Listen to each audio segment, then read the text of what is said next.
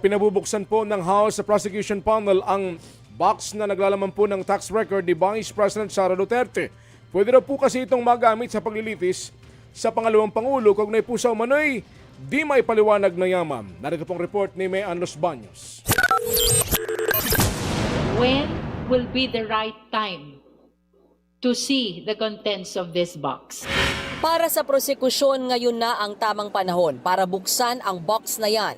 Kanina, formal na hiniling ng prosecution team na payagan ng impeachment court ang pagbubukas ng sinasabing BIR box. So since we are in the marking of exhibits, this is the proper stage na kailangan na rin siguro buksan yan para magkaroon na ng inventory of the contents of that particular BIR box.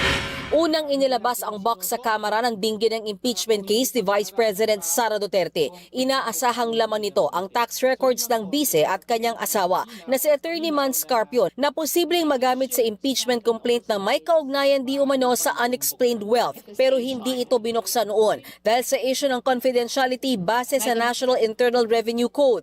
Kung sakali, ito ang unang beses na makikita ng prosekusyon ang laman nito. Nakaseal pa ang nasabing box ng dalhin sa Senado.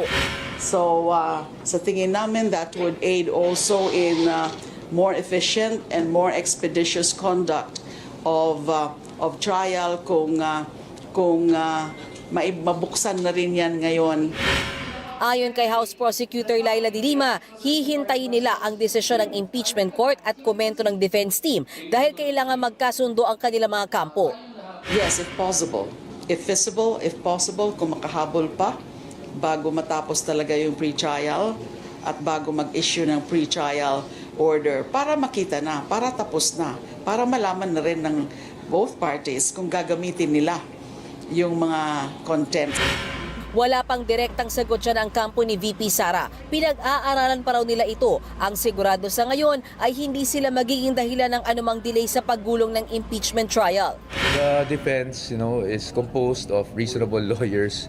So lahat naman po hindi naman po tayo magiging cause of any delay or magbablock ng kung ano man kung naayon naman sa batas yun.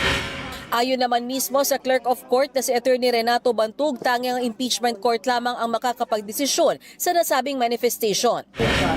Kasi hindi pa nagko-convene yung impeachment court, tapos may manifestation na buksan yung BIR box.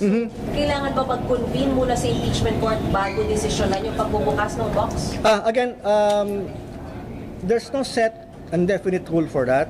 But it's something that I would need to discuss with the Senate President. They will decide before the convening or they will wait for the convening. It's an open question right now. Until the impeachment court decides on it, it's not a part of the evidence. Not yet. Giit naman ni Senate Secretary Attorney Bantug, ayaw niyang pangunahan kung anuman ang magiging desisyon ng impeachment court sa request na pabuksan ang naturang BIR box. Pero kung sakasakali na hindi yan umabot sa pre-trial conference na dapat matapos na ngayong linggo, pwede naman daw markahan ang naturang mga ebidensya sa mismong paglilitis o trial proper na. Sa orihinal na kalendaryo ng impeachment court, dapat ay makapaglabas na ng pre-trial order bukas June 25. Laman ng pre-trial order ang summation ng pre-trial conference, schedule at mismong direksyon ng paglilitis. Pero hanggang ngayon, hindi pa rin tapos ang pagmamarka ng mga ebidensya. I will pray. No, I'm hoping matapos bukas. Worst case, we finish on Friday. Sabi ko kanina, ang ano ko sana is that at least sana ma-save ko yung Saturday for housekeeping, meaning court management matters, because there are also some other matters that would need the attention of the impeachment court. Oras na matapos ang pre-trial conference ngayong linggo, inaasahang ilalabas ang pre-trial order sa Lunes o Martes sa susunod na linggo. Matapos yan ay bibigyan ng 3 araw ang prosecution at defense teams para magkomento. Kaya ang tanong, hindi ba mauusog ang July 6 na target date para sa pagsisimula ng paglilitis ng bise? At this point, July 6 as the start of the trial proper is not yet an impossibility. Tight but not impossible. Sabi ng parehas na kampo ng prosecution at defense, ginagawa nila ang lahat para mapabilis ang pagmamarka ng mga ebidensya.